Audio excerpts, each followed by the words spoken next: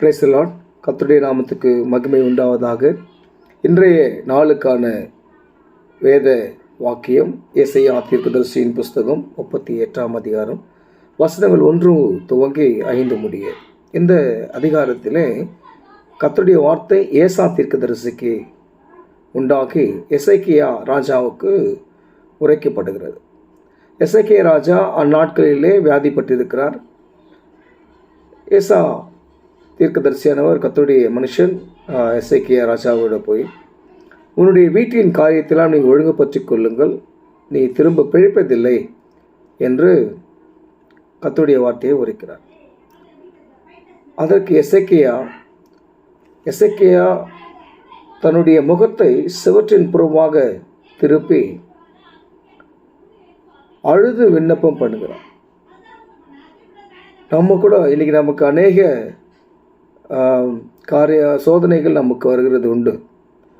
நாம் என்ன செய்கிறோம்? அதுக்கு மாற்ற நம்ம என்ன பண்ணலாம், யார்கிட்ட மனுஷ ரீதியாக நம்ம போகலாம் தான் யோசிக்கிறோம். ஆனால் எசேக்கியா ஒரு ராஜா.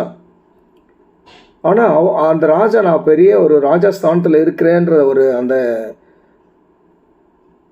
ஒரு பெருமைக்குரிய காரியம் இல்லாதபடி தன்னை தாழ்த்தி சுவர்புறமாக தன்னுடைய முகத்தை திருப்பி கர்த்தரை நோக்கி அழுது விண்ணப்பம் பண்ணுகிறார். அந்த விண்ணப்பத்தை கர்த்தர் கேட்கிறார். ஏசாயா தீர்க்கதரிசி அந்த வீட்டை கூட கடந்து போகவில்லை, அந்த முற்றத்தை கடந்து போகிறாரு. அதே முற்றத்தில் திரும்பவும் கர்த்தர் ஏசாயா தீர்க்கதரிசிக்கிட்ட பேசுகிறாரு.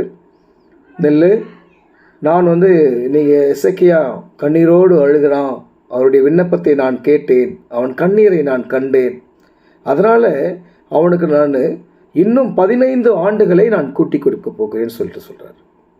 கர்த்தருடைய அந்த கிருபை நம்ம எந்த நிலைமையில் இருந்தாலும், எங்கே இருந்தாலும், நம்ம ஆலயத்துக்கு தான் போகணும், இல்லை நம்ம ஒரு ஜெபக்கூடத்துக்கு போய் தான் ஜெபம் பண்ணால் விடுதலை கிடையாது. நம்ம வீட்டிலே இருந்து கூட இருக்கிற இடத்துல கூட நான் கண்களை மூடி நம்முடைய வேதனை, நம்முடைய சுகவீனங்களுக்காக, பலவீனங்களுக்காக நாம் கர்த்தரை நோக்கி பார்க்கும்போது கர்த்தர் அந்த விண்ணப்பத்தை கேட்கிறார். திரும்ப எசேக்கியா தீர்க்கதரிசி எசேக்கியா கிட்ட திரும்ப உன்னோடு எழுந்துரு, அழாத, உன் விண்ணப்பத்தை கர்த்தர் கேட்டார், உன் கண்ணீரை கண்டார், 15 ஆண்டுகள் உன் ஆயுஷ் நாட்களிலே கூட்டி கொடுத்திருக்கிறார் சொல்லிட்டு. இது ரொம்ப அழகான ஒரு வசனம். எப்பேற்பட்ட நிலைமையிலும் கர்த்தர் நம்முடைய ஜெபத்தை கேட்கிறான்றதுக்கு ஒரு பெரிய ஒரு உதாரணம். அது மட்டும் இல்லை, நீங்கள்